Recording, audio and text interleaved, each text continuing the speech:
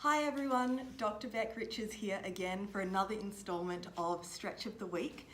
This week we are going to be focusing on the all-important hip flexors. So this is for anybody who has that achy low back, spends long periods of time sitting down, for example, or even for our cyclists and runners and all of that sort of stuff too.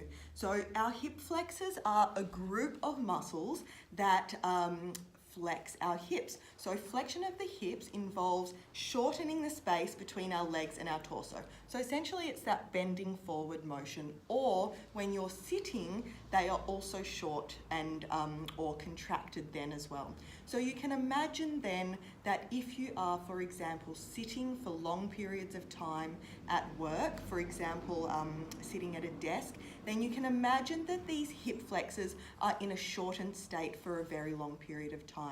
What that then causes is that when we go to stand up, they have been shortened for such a long period of time that when we go to stand up and they have to stretch, it can cause some discomfort in our low back. So as always, these stretches are not just about reducing pain, although stretches will do that. It's about increasing and improving the function of our bodies. So when we have imbalances in our muscles, it's not only the effect on the other muscles, because there will be an effect on all of the surrounding muscles. Some other muscles will become tighter, other muscles will become weaker because they're in that stretched position. And it's not only affecting those muscles, but also the structure that they're attaching onto. So one of the hip flexor muscles, which is the biggest one, is a muscle called our psoas, and it actually attaches to our spine. So you can imagine our spine in our low back, but it attaches to the front of it, and then it runs all the way through our abdomen and crosses our hips and then attaches onto the top of our thigh bone. And so you can imagine that the impact on the structure around that is, if it was very tight, it would be pulling on our spine and also affecting our pelvis and our legs.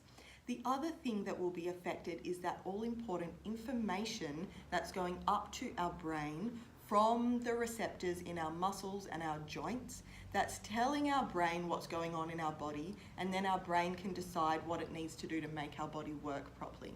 Now, when that information is a little bit altered from imbalances, for example, or other things that can cause that, then we start to have is like this snowball effect of dysfunction. So what we want to do is decrease that dysfunction and increase the function of our bodies, and this stretch is really fantastic for doing that. So this stretch is quite simple. It's done from a kneeling position. I can just see my head is out of the frame. I'm going to move backwards a little bit. Okay, so it's done from a kneeling position. If you need to, pop a pillow underneath your knees, and it's essentially a lunge. So we're bringing one leg up and lunging forward. When we lunge forward, we want to make sure that our knee is above our ankle. So that is a functional unit that's happening there. And then what you can see is you'll get a nice extension at the hip, and that's the area that we're going to be stretching. So what we want to make sure that we do is that we're tucking our pelvis under, so we're not arching forward like this. We're tucking the pelvis under and keeping our torso nice and tall. And then we're hanging here for 20 to 30 seconds. It's really important when we're doing any stretch that you're holding it for at least 20 seconds, and I like to go for at least 30. 30 seconds isn't a lot of time, so it's really a lot better to do that. So hanging here, feeling that nice stretch through the front of our pelvis there for 30 seconds, and then swapping over. So as you can see, it probably will only take you about a minute and a half to do this, and it makes a massive difference to the function and also that achy low back. So we do the other side for 30 seconds, tucking the pelvis, torso nice and tall, knee above our ankle, nice big deep breaths, and relaxing in that stretch for 30 seconds. And that's it.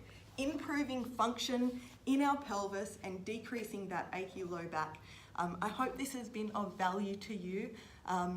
I'm always open to feedback and suggestions, and if you have any questions, of course, comment below or feel free to look me up. It's rebeccariches.com, and you can contact me that way, or also by Instagram. And again, if you have found value, please share with your friends, and I look forward to the next installment next week. So until then, have a beautiful day and a really healthy week. Bye.